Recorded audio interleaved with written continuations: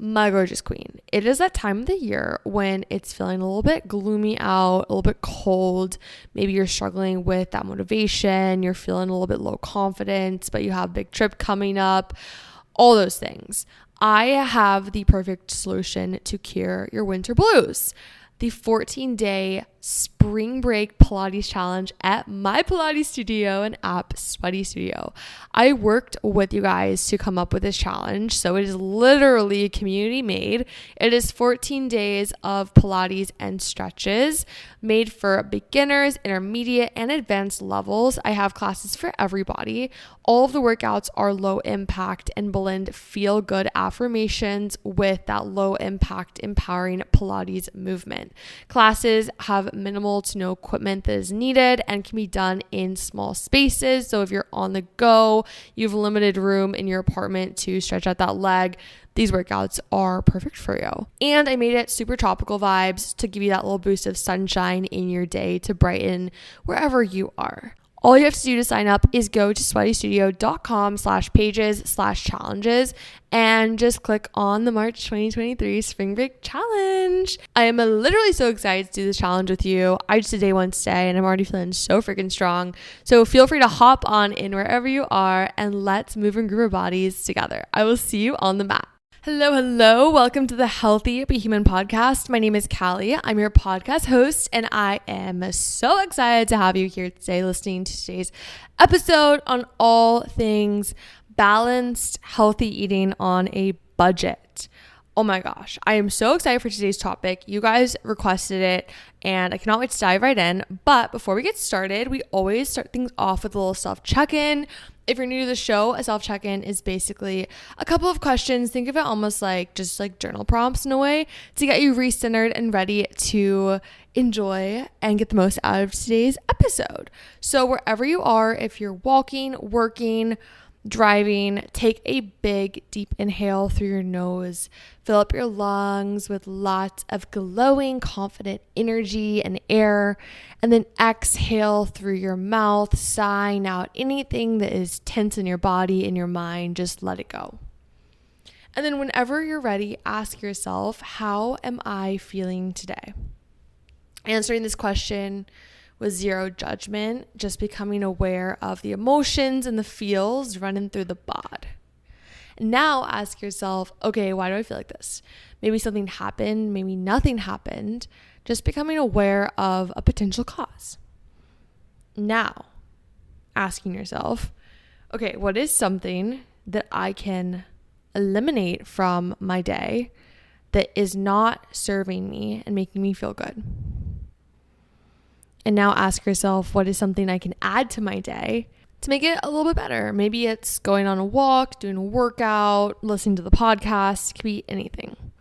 Okay, now ask yourself, have I drank water in the past 30 minutes? You know the drill, my queen. If you have not, even if you have, let's just grab our waters and cheers on 3. Let's chug some water in 2, hydrate our hot pots in 1.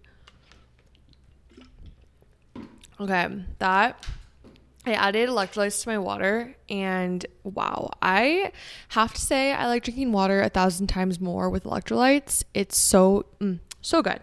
Okay, now ask yourself, have I stood up in the past hour?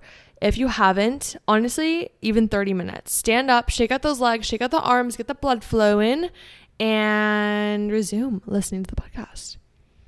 Okay, final question today.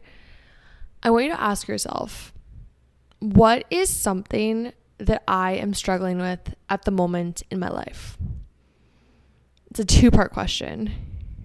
And once you have that thing, ask yourself this: how can I make this struggle a strength?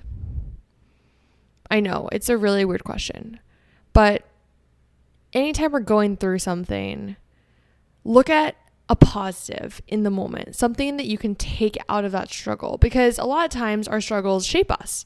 And in the future, we're able to maybe help somebody else going through something similar, or it's going to make us a stronger person. I don't know. I just like to think of it like that, because sometimes it makes the situation a little bit brighter when I'm going through it. Okay. Now, update. update time. I hope you're feeling good, by the way. I hope that little self-check-in just got you thinking, got you feeling a little bit more checked in with yourself, in tune with how you're feeling, and yeah, all the things. Someone DM'd me last week that she actually journaled the self-check-in questions, and I loved it. That's always a fun little idea. If you need like a little journal prompt, you can always use the podcast as your journal prompts with the check-in.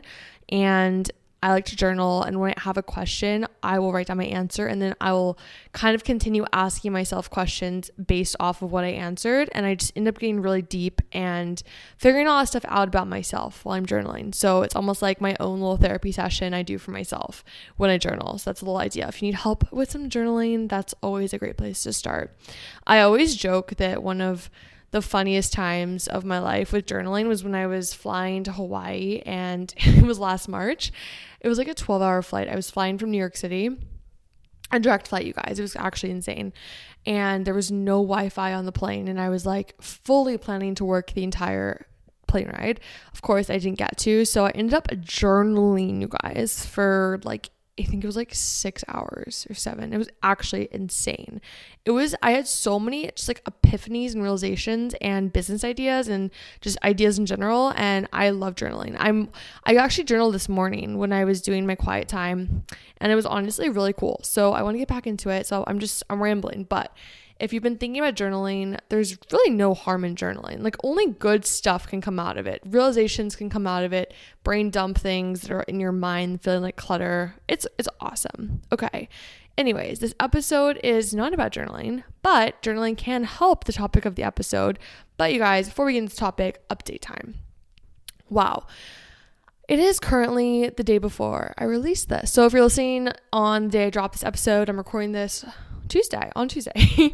And I am currently feeling super freaking low energy, you guys. I got my period yesterday, and today it is just all hell has broken loose. I literally feel so disgusting inside. Like, I was laying on my stomach on the floor today, and I literally was like, I feel like I'm going to throw up. Like, I feel so nauseous and just terrible. I have a theory though that it's because I drank coffee this morning. Coffee when I'm on my period, never the move. And I know for a fact coffee is not the move when you're on your period. Like, it's not good for you to have coffee on your period. I have so many friends who know so much about hormones, and they're always like, no coffee on your period. And I'm like, but I love coffee. So I had it today, and it definitely hurt my stomach. So I would not recommend that if you are experiencing intense PMS or on your period, because to learn from my mistakes, it did not help me at all. But anyways, this morning has honestly been amazing, aside from the fact that I felt disgusting. I was looking at on the Instagram yesterday, Healthy But Human Pod. If you want to follow me on Instagram, that's the podcast Instagram. I asked you guys what topic you want to hear about today, and I haven't done that in a while. I kind of like go off of like DMs you guys send me for topic requests, or like anything that kind of is relevant to like what's going on in my life and I'm learning. But a lot of you guys had questions about food and healthy eating and how to be balanced and how to deal with like feeling restrictive and all that stuff. So I whipped out my old health coaching curriculum. I am a certified health coach. If you didn't know that about me, holistic health coach. And I got my certification, I think it was about 2 years ago. And I was like, oh my gosh, I have so many little facts I want to like pull out in this podcast. But this is something about me. I don't know if anyone else struggles with this. And this could be a fact that I've just had so many concussions from being a figure skater. But when I'm told a very specific fact, I don't remember it. Like, in the moment, I'm like, oh my gosh, that fact is so cool. Like, I'm going to make something up.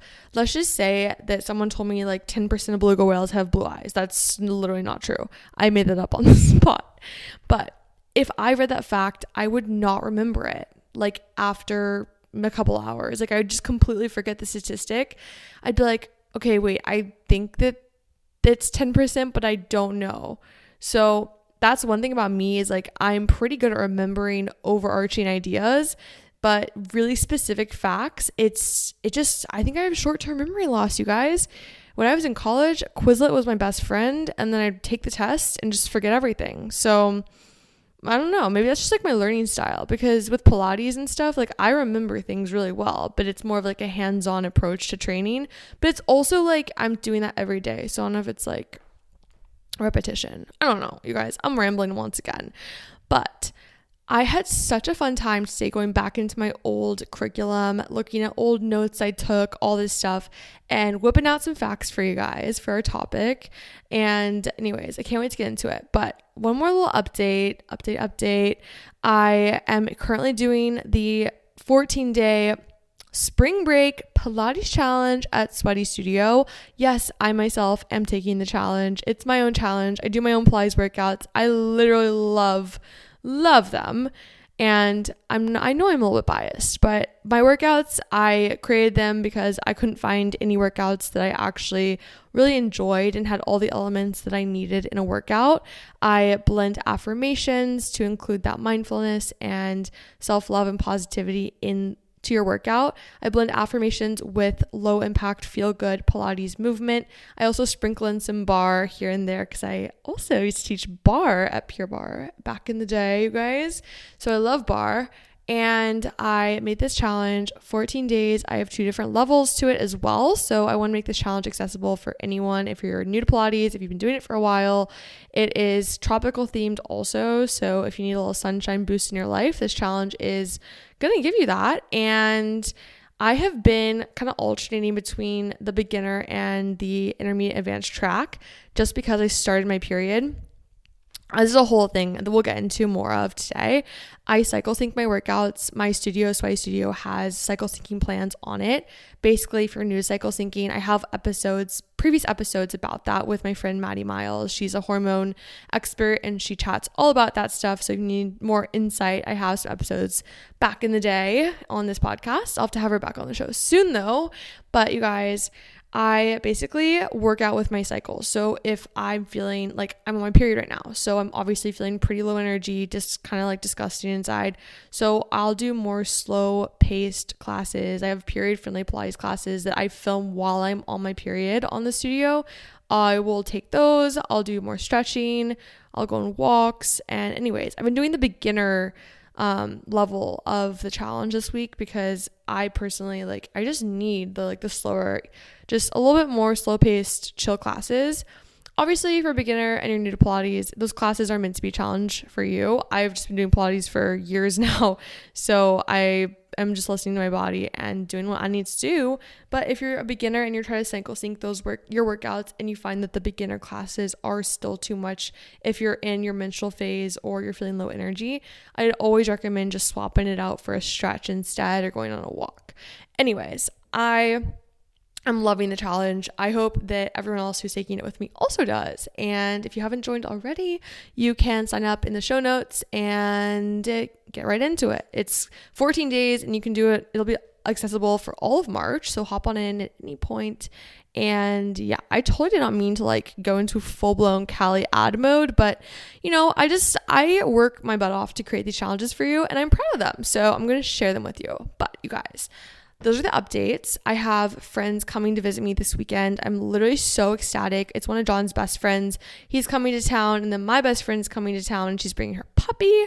So her puppy and Axel's my sheepadoodle, will become best friends, and I'm so pumped for that. But anyways, let's get into today's topic. You guys, I wrote down some notes, and if you already know me, you know that I typically record these episodes totally just intuitively. I usually have actually no outline ever, but today I was like, you know what? We're going to write some things down because, as I told you, I think I have short-term memory loss because I can't remember facts. But you guys, where to even begin? I'm going to pull out some of the different topics you guys requested and we'll just kind of go through them. But I want to start off by just saying this. As I said before, I am a certified holistic health coach. That does not mean that I am a licensed nutritionist. So the advice that I give here is more of recommendations. I'm going to share personal experiences, things that have been working for me. I always say if you have really specific concerns or questions about your personal individualized nutrition, I would go see a nutritionist Also, what I did recently is I actually was having some questions about my hormone levels and my nutrient, if I was having nutrient deficiencies. So I actually got my a full comprehensive blood panel done to test all of my different vitamin levels, to test my hormone levels. And from there, I was able to have more of a personalized approach to how I'm fueling my body with foods and the different vitamins that I am taking each day. So I would absolutely recommend doing that. With insurance, it was like $100-ish. And honestly, something I'm learning as I'm getting older, I am 23, but I really started my just holistic health journey when I was in college. And I really have been learning that there is a lot of value in investing in your health while you're young versus waiting until you're older when you could be having a lot of medical complications arising because you didn't work on prevention when you were younger.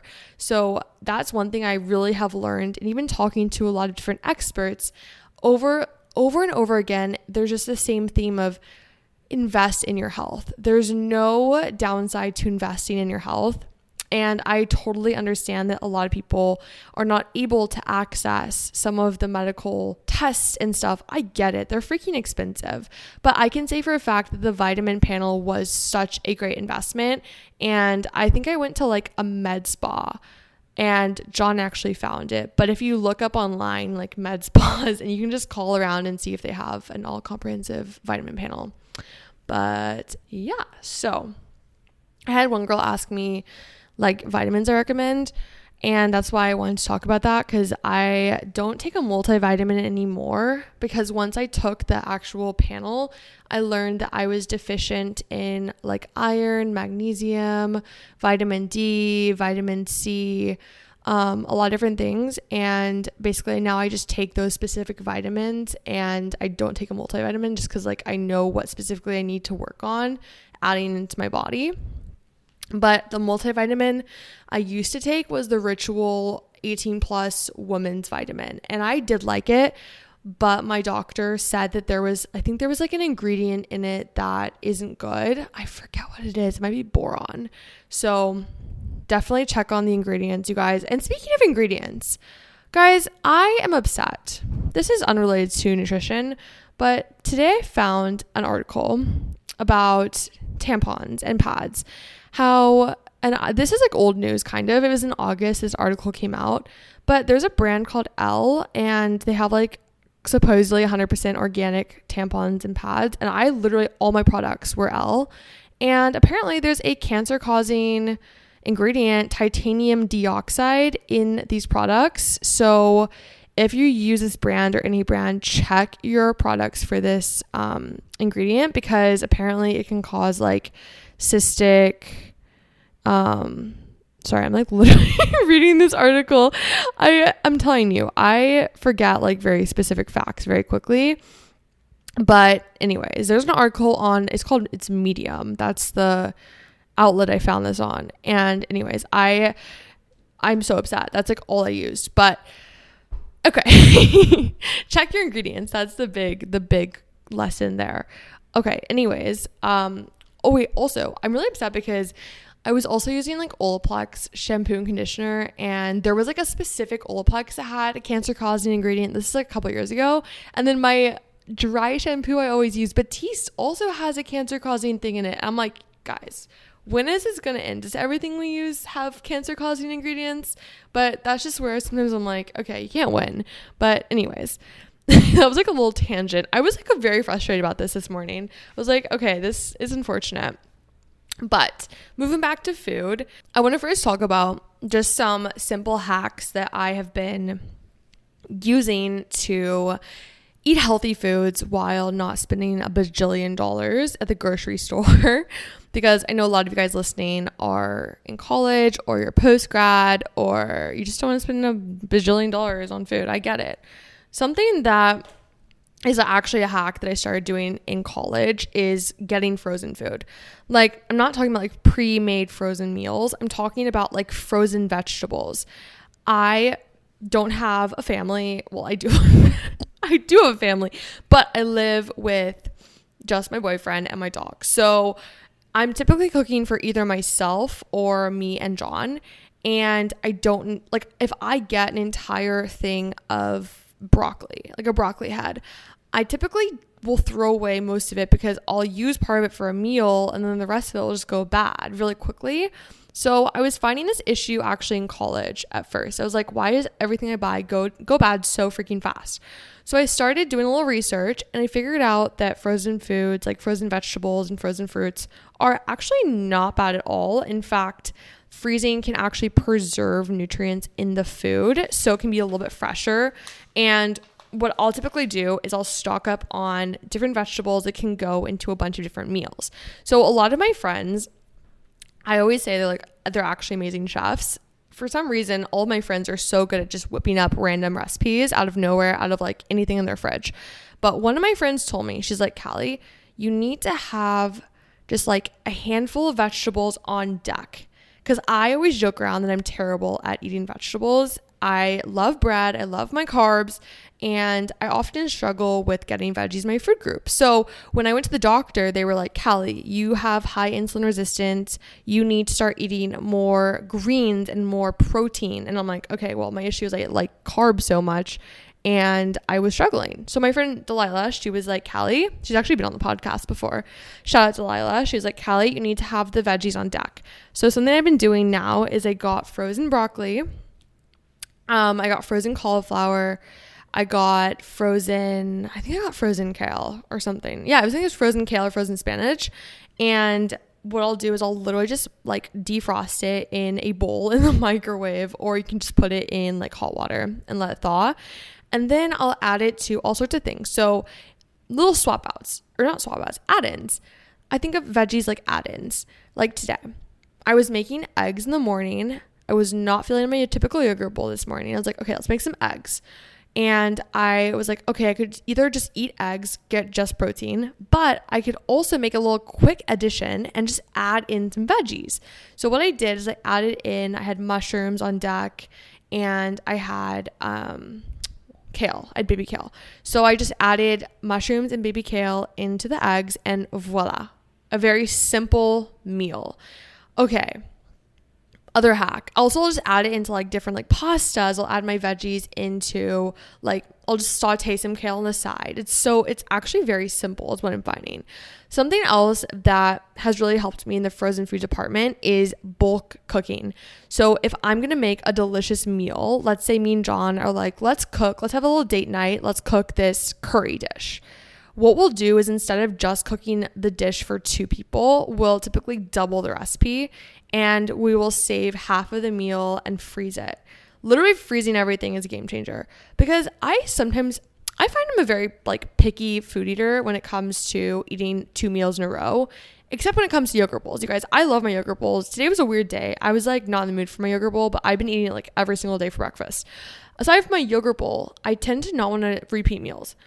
So what I'll do is I'll just put it like in the fridge, and then when I want it, I'll just freeze it and eat it. And it's literally so good. Soup is such a game changer hack for frozen food. I love Earthy Andy has this cookbook. It has like, I think it's like vegan. Yeah, it's vegan meals. It's like plain over processed. And there's this one soup. It's like a broccoli cheddar soup. It's so freaking good.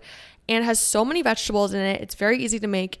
And I'll make a whole bunch of it and just freeze it. And it's like so amazing. But you guys, little hack with the frozen soup.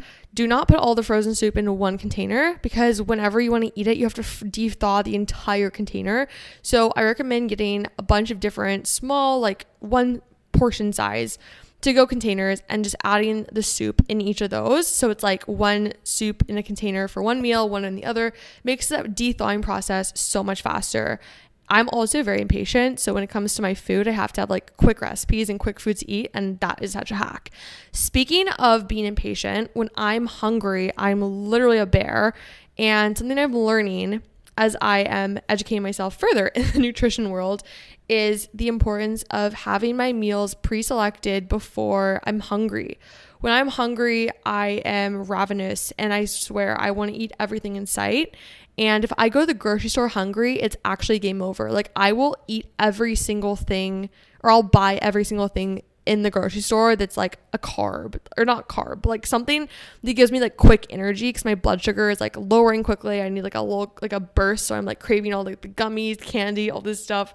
And I'm like, I cannot go to the grocery store hungry. Like that's my new rule for myself. This episode is brought to you by BetterHelp. Give online therapy a try at betterhelp.com/Callie and get on your way to being your best self. Recently, I was thinking about life and realized how beautiful it is that every single day we're growing, blossoming, and changing as a person and get to learn new things about ourselves constantly. Being best friends with yourself is like any other relationship. The more you learn, the more awareness and understanding you have about why you feel the way you feel.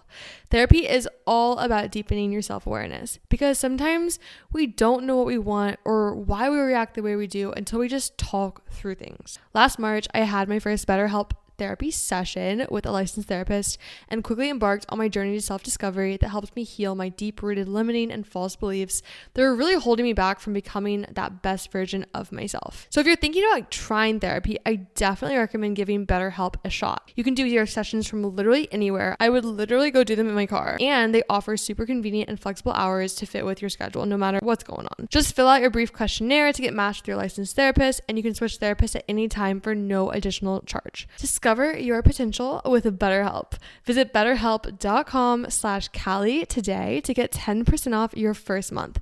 That's betterhelp.com/Callie. This time last year, I was deep in the pits of my battle with anxiety and depression.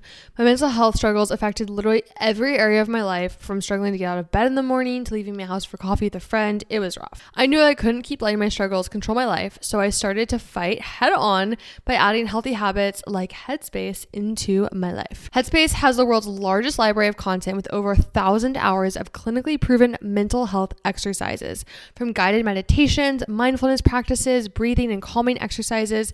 Headspace gives you tools that can help reduce anxiety, boost your mood, and help you sleep better. I'm obsessed with their Unlocking Creativity collection of meditations, especially as a super quick workday mood boost break, because you guys know I'm always creating new content, so sometimes the burnout feels real and I just need a little extra boost of inspiration. The meditations are so simple to follow along and short enough to fit into anyone's busy schedule, so I definitely recommend. Headspace has helped me and more than 100 million people worldwide. They can help you too. Listen up. You do not want to miss this. For a limited time, all of you can try Headspace free for 30 days by going to headspace.com/Callie30. You won't find this offer anywhere else. You must use my link HEADSPACE.com/Callie30 to unlock all of Headspace free for 30 days. This is not something they normally do. Headspace.com/Callie30. But even with like planning meals, something that I'm working on is in the morning before dinner, like literally breakfast, around breakfast time. I decide what I'm going to eat for lunch and for dinner.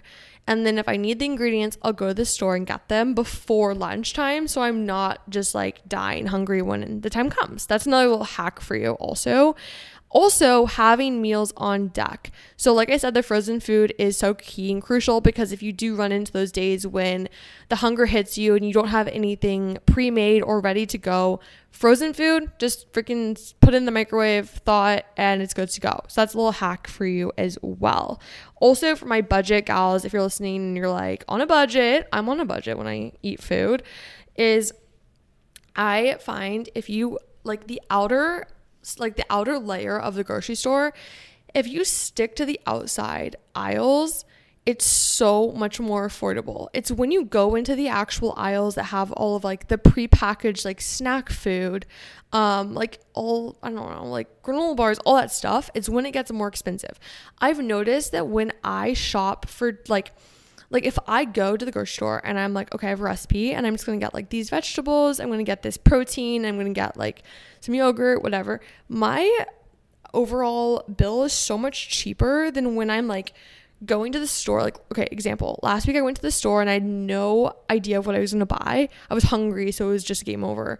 I went to the snack aisles and I got so many snacks. I got all this like sparkling water. I got all these like just random items that didn't make meals. They were just more of like filler foods. And I spent so much money So freaking much money. And all that stuff doesn't seem expensive when you pick up one item. Like it's $4 or $5. But when you actually check out, all that stuff adds up so quickly. And I've learned and I've seen it firsthand. Stick to the outer aisles and you will spend, or stick to the outside ring of the grocery store and you will spend so much less money, my gorgeous queen. Also, I did an entire project on this in college. Grocery stores strategically lay out their store to get you to buy more stuff. So they'll put, I don't know if you've ever noticed this, but they'll put like kind of, Trader Joe's actually does a great job of this. Go Trader Joe's for their marketing ideas. But it is very, very, I always buy so much like random stuff before I'm checking out at Trader Joe's. Basically, they'll put like all their chocolates, all their quick snacks, all of their little like seasonal things at the checkout line. And that is there for a reason. It's like a quick little grab. You're like, okay, I'm hungry. Like I'm going to quickly grab this stuff. And you just have to like know that the grocery store is in there to get you to buy more. So you have to protect yourself if you're on a budget and try to avoid all those impulse purchases, because there are things at the end of the aisles for a reason. They want you to see those things and get those things. Seasonal stuff is positioned where it is for you to notice it and grab it. I did an entire project on this. Okay. Also, let's move a little bit on to less of like the budgeting tips. I hope that helped you a little bit, but like that helps a lot. And also it reduces food waste with like the frozen food thing. That's literally just like my absolute best hack ever. The other thing too is cycle syncing your foods. This is something that has really helped me a lot with just overall like healthy eating and also creating that balance and reducing any food guilt. I have opened up about this a lot. We talked about this last week about how I struggled with an eating disorder last year. And over the course of the year, I really was working on healing through it and kind of just like healing my eating practices. So, or my mentality around food. So something, and I'm going to put like a little trigger warning out there. If you are struggling with an eating disorder right now and like, just know that we're going to be chatting a little bit about that. So maybe skip ahead, protect your energy, protect yourself in whatever way you need. I won't get too like graphic about it. But I really struggled in college with orthorexia. Basically, that's where you have like, it's like an obsession with eating perfectly healthy. So something that I found myself in college experiencing is that I would feel guilt for any time I would eat like sugar or something that was processed or something that wasn't like organic or super, super nutritious. So I didn't know that was an eating disorder until I actually became a holistic health coach, because I talked about that eating disorder. And it's something that's kind of been a little bit newer, I guess, newly talked about is orthorexia. And from there, I developed, like last year, I started struggling with eating lunch, and that led me to undernourishing myself and not eating enough food last year. So I basically worked on healing my just entire relationship with food, just working on the orthorexia struggles, working on making sure I was getting enough food. And what I started with doing first was I literally was just like, you know what, eat whatever I want. Like I just need to release any sort of control I have on food and just enjoy food to its fullest. And it was hard. I'm not going to lie. It was challenging. It was hard to not feel guilty for eating goldfish, because I had for many years thought that any sort of processed food was going to harm myself. And basically I started eating goldfish, I started eating pizza, I started eating white bread, I started eating desserts again. And honestly, it was so amazing. It was so needed. I just needed that in my life. And I also started going to therapy too, and that really helped me as well.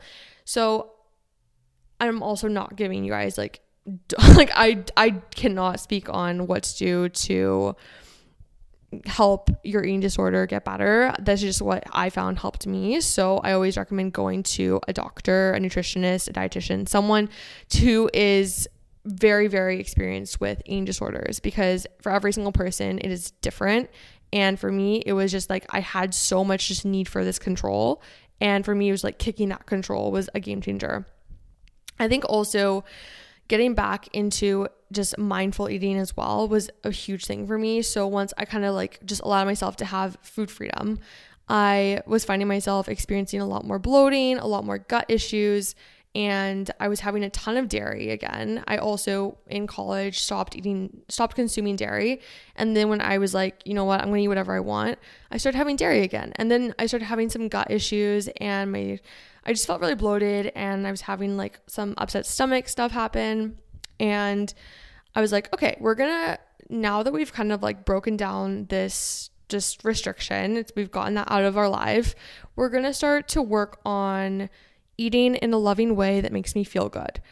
So I broke down the chains, I got rid of those, and now I was like, let's reel this back in a little bit. Not too controlling though. This is where it's a little bit complicated. I find that with intuitive eating, there is such a fine line between eating for your mind and your happiness, and then eating for your body's nutrients and fuel. There's two different types of fuel, in my opinion. So number one is fuel for your actual body. Eating foods like adding in vegetables for fiber, eating more protein because your body maybe needs more protein. Basically, like I said, taking that nutrient panel and eating the foods that you know your body needs to feel its best. Then the other type of fuel is food that's just enjoyable. I mean, who doesn't like a slice of cake? Okay, come on. If I was to just restrict myself from cake entirely, like I'm missing on that other type of fuel. So I've been really working this year at finding that healthy balance between the two things. And I am still working on it every single day. But I think end of the day, what I've really figured out with myself is the food. So the fuel, that's the nutrient fuel. And then let's just say the mind soul fuel. If I have too much of the mind soul fuel, that's like the enjoyable cravings, sweets, all that goodness. If I have too much of that stuff, my actual body is going to start to feel the repercussions. I'm going to start to have stomach pain. I'm going to have gut health issues. Maybe my skin's going to flare up and some acne. Maybe I'm going to feel like a little bit of brain fog. I start to feel those things happen. And then I'm like, okay, we got to tone this back a little bit. So we're going to go more into the nutrient food. So I'm going to focus this week on having maybe a little bit more my greens. I'm going to have some more salad. I'm going to try to crowd out my cane sugary sweet tooth with some fruits. So that's something that I'm working on, and it's definitely challenging, but something that has really helped me a lot is cycle syncing my foods. And I have talked about cycle syncing on this podcast. I haven't really gone too detailed on cycle syncing my foods. This is a new era for me. I basically found, you can look up on Google cycle syncing foods chart, and there's a ton of just freebies out there. And I found a chart, and I've been following it pretty leniently, but it's actually been so helpful, you guys. So basically, if you don't know what cycle syncing is basically, so we're going to backtrack a little bit.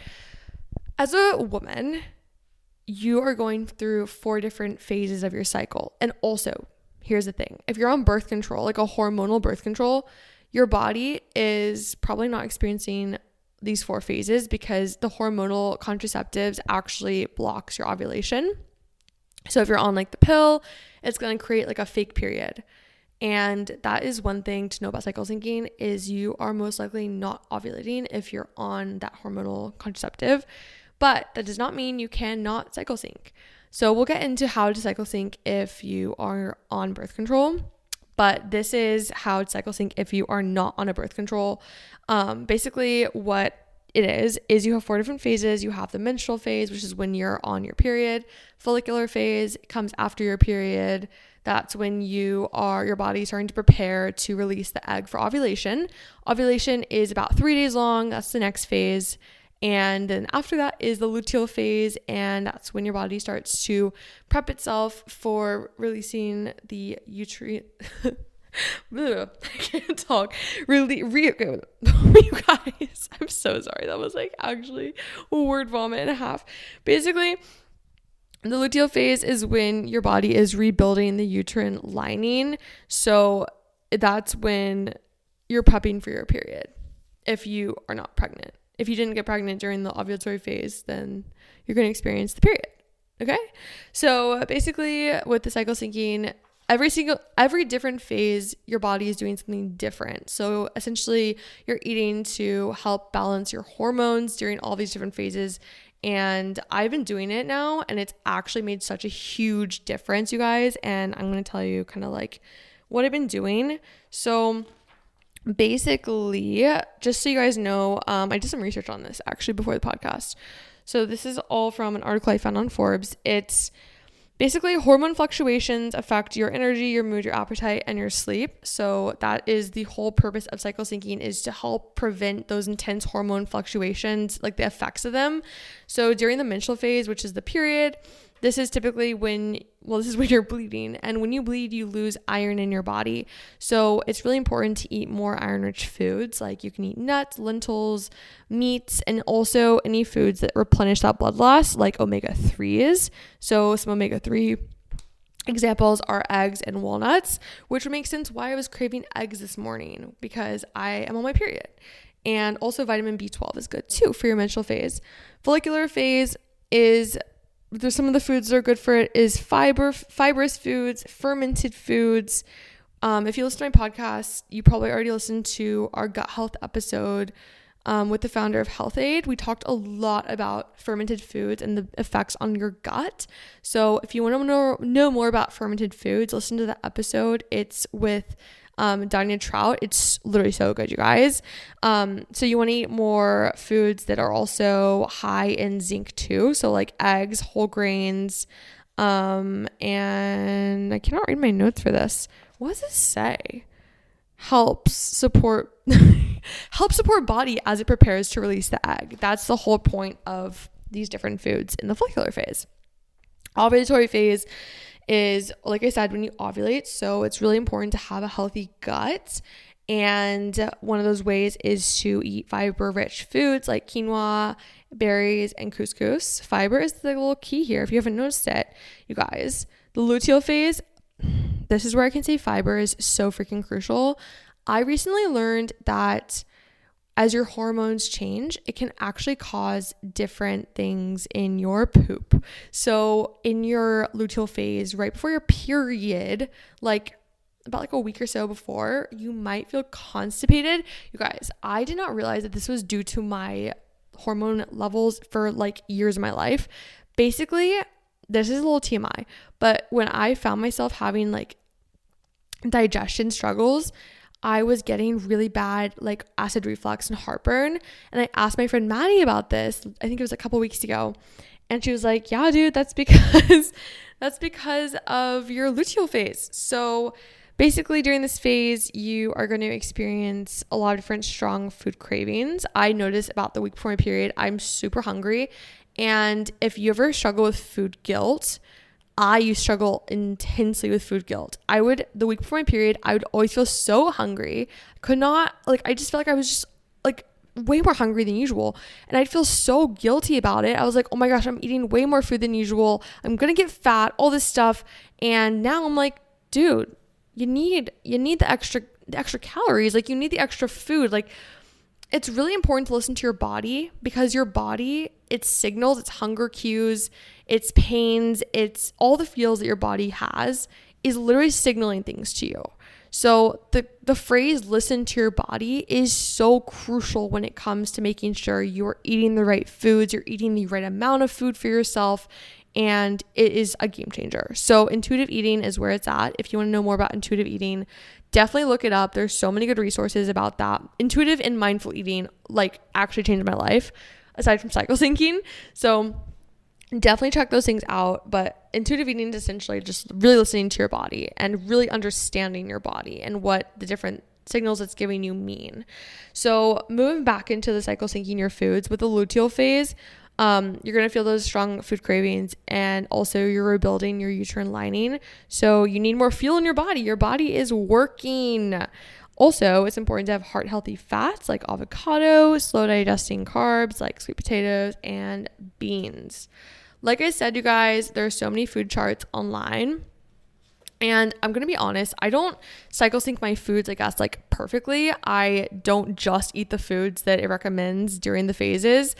What I try to do, and this is a game changer, is adding in instead of cutting out. So it's the crowd out mentality. Instead of saying, I'm going to cut out cake, say, I'm going to crowd out my cake with, let's say you made a fruit salad. I'm sorry, that would not crowd out cake for me. Like, I would still pick cake over that. I don't know. I'd still eat cake regardless. But if that makes sense, it's essentially like, here's a better example. I'm going to crowd out my dairy latte with an oat milk latte. So you're replacing the dairy milk with a plant-based milk if you are sensitive to dairy. That's an example for you. And that's a really healthy mentality, because I found personally, like, when I say I'm going to cut something out or I'm restrictive, I end up wanting that thing 10,000 times more, because it's like a little kid at a candy shop and let's say you are staring at the candy and your mom's like, no, you can't have that. Or you say you're having a lollipop and your mom takes it away from you and like, no, you can't have that. You're probably going to want that so much more than before. I don't even know if that made sense. But anyways, that is the one thing with food and just eating in general, as I'm learning. It's like, give yourself some grace here. Your perfect eating is when you are giving your body and mind what it needs. You're trying to find that good equilibria, like I was saying, between the two. And just because you have a slice of cake or you have a little bit more of those chips than you thought you should have does not mean that you're not going to be able to hit your goals if you have goals in your fitness journey. Okay? I can say for a fact, like, there is literally science behind it. Like, I think it's, and this is where, like, I don't remember specific facts. It's like, if you have, I learned this in one of my nutrition classes in college. If you have, let's say, Christmas, like, let's say you have like double the amount of food you typically would have in a meal, that doesn't mean that you're going to gain a ton of weight from that one meal. And I think a lot of the times we develop food guilt because we think it is this all or nothing thing. When in reality, a lot of the times, like, let's say your goal is to lose weight, or your goal is to eat overall more healthy, or whatever it is. The thing is that those goals are going to happen with just small changes over time, with consistency, with crowding out. It's not going to be this, I'm going to cut every single thing out of my diet. I'm going to make sure that I eat X amount of calories. I'm going to make sure that I don't have a certain amount of carbs, whatever it is. I have done that, and I can say from experience, when I did fad diets, when I counted my calories, when I restricted myself to an extreme, I ended up coming back even worse than before. Like, I found myself going into binge eating habits. I struggled because it was like that cutting out mentality. It's like, when I didn't give myself things, I ended up wanting them even more. So my tips and tricks with just healthy eating in general, it's seeing food not with morality. Instead of looking at food as good or bad, look at your food as a certain type of fuel. Do I want fuel for my body, or do I want fuel for my mind right now? Picking the type of fuel you're going to put in you and knowing the different results that are going to come out of it. And don't feel guilty for eating. Like, food never did. Like food should not be good. Food should not be bad. Food is food. Food is fuel. Food is energy. And you need food to stay alive. So this is my reminder to you to just don't have the all or nothing mindset, because that's going to do more harm than good. Balance is so freaking key to success. And balance does not mean it's perfectly split between eating healthy and eating healthy for your mind. Like, it is literally like whatever one of those types of fuel you need more of in the moment, like, that is your balance. So just remember that balance is always shifting in different directions. And I have been eating so much chocolate, you guys, in the past just week, and I don't feel guilty about it whatsoever. I'm so content with eating chocolate right now, because I know that my body needs chocolate, and there's just no guilt behind it. Even if my body didn't need the chocolate and I was just like, I really want to have chocolate right now, I'm not going to be mean to myself about that. But I'm going to make sure that I also give myself nutrients, because if I just have chocolate and nothing else, I'm going to feel the effects. I hope this episode helped you a little bit. If you have any more questions about anything food related, you have any questions about anything, please do not hesitate to reach out to me via DMs. You can DM me on Instagram at healthybuthumanpod or at I'm sweaty and I know it. And also feel free to tag me in your stories, share the podcast on socials, and I will repost you and tag me, share it with your friends. It helps me so much. And also if you love this podcast, please leave a nice review. It also helps so much with reaching more people and sharing some love and positivity into the world. Remember, end of the day, my queen, that you need food. And I wish so badly that there wasn't so much just like societal pressure in our world about food and making food this like whole thing that it is today. I wish that like just didn't exist. But I'm just trying to say that in life, like, let's just try to like have a little bit more fun. Let's just try to lighten up a little bit and not be so hard on ourselves and just like enjoy life more. So that's my final message today. But I hope you have the best day ever. You deserve food. You deserve to eat what you want. You deserve to take care of yourself. Your body deserves love. And you are here for a beautiful reason. And you are absolutely stunning, my gorgeous queen. So I will see you next time. Have the best day. Continue to stay sweaty. Continue to be healthy but human. And continue to be kind to yourself and others wherever you are. All right. Have the best day. I'll see you next time. Bye. Is your check engine light on? Let our professional parts people scan and diagnose the problem for free. Stop by O'Reilly Auto Parts. O'Reilly.